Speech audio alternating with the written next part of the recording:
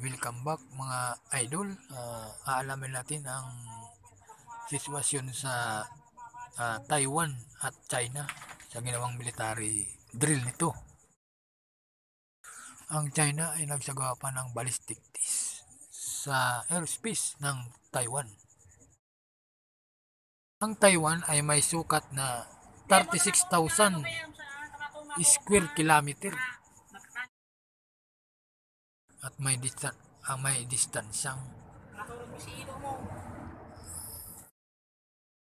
naman ito na 161 km mula sa mainland ng China matapos maupo ang bagong presidente na si Li Ching-te na pinalitan ang pinakaunang babaeng naging presidente ng Taiwan. Ang Taiwan ay dati pala nito na sakop ng Dutch o the Netherlands. Dito tumakas ang nasyonalista at dito nagtayo ng independent state dito sa Taiwan. Kaya tinawag itong Republic of China. Samantalang ang kabila naman, ang mainland China, ay tinawag na People's Republic of China o CCP. Ito naman ni Tsai, ang